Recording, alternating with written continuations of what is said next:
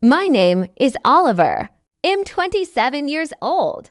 And if you had told me a decade ago that I'd one day inherit my grandfather's entire estate, worth roughly $3.5 million, I would have laughed in your face. Back then, I wasn't thinking about wealth. I was thinking about survival, about making it through the week, about where I'd sleep next. Yet there I was, sitting in a polished law office years later.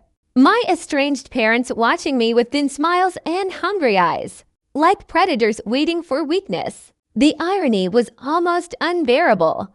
These were the same people who had cut me off the moment I turned 18. The same people who packed my life into a single backpack and told me I was no longer their responsibility. Growing up, we looked like the perfect suburban family from the outside.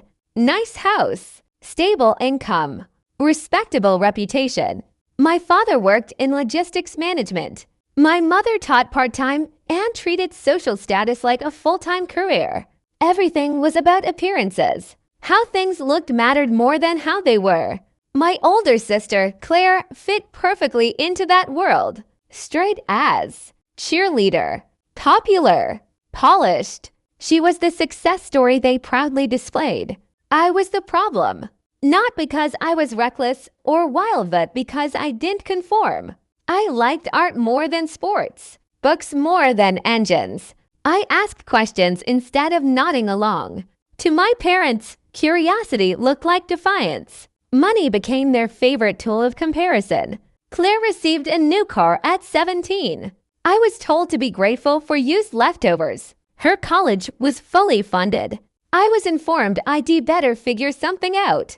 Whenever I questioned the imbalance, I was told I needed to toughen up, become a man, earn my place. I'll never forget the night my father leaned across the dinner table and said, without hesitation, "If you're still under this roof at 18, you've failed." When my birthday came, they didn't just kick me out, they staged it. No money, no plan, no safety net. That night, I slept in my car. The only person who didn't abandon me was my grandfather. He was my father's father, and unlike the rest of them, he actually saw me. Where my parents saw weakness, he saw thoughtfulness. Where they saw failure, he saw potential. He let me sleep on his couch, fed me, listened. He never forced me to explain, but he always understood.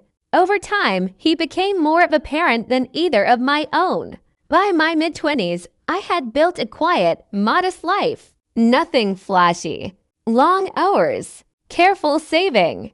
Distance from my family. Claire occasionally sent smug messages about her vacations or new purchases. My parents stayed silent unless they wanted something. Then came the call. My grandfather passed away.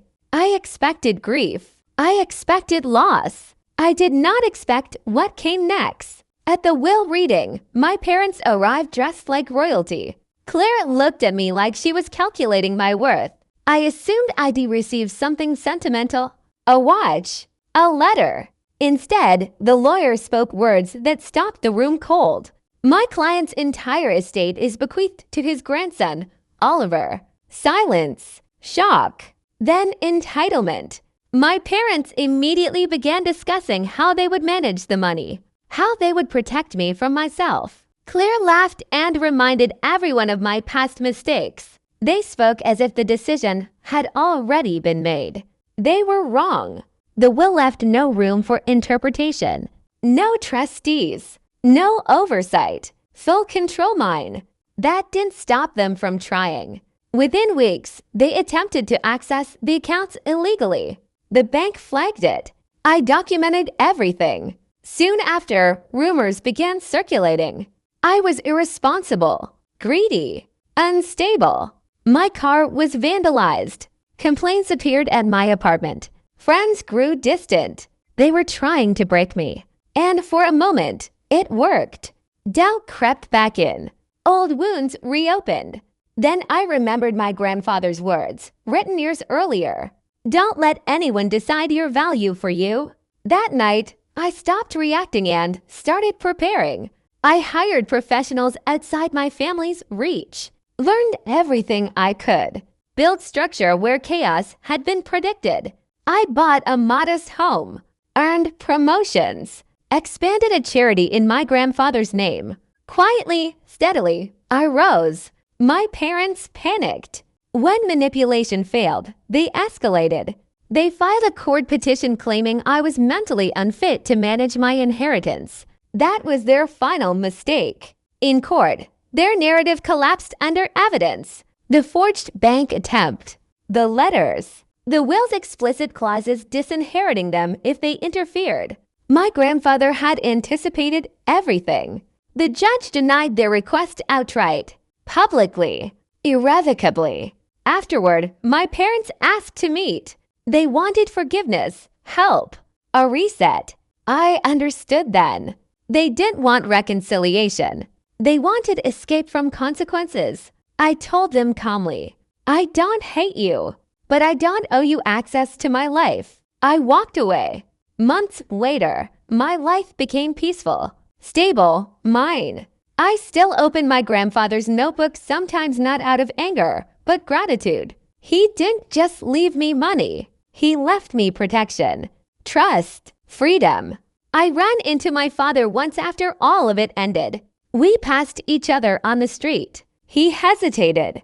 I didn't. Some chapters don't need conversation to close. They end the moment you stop carrying them forward. They tried to cut me out of their lives. In the end, I chose to walk away from theirs.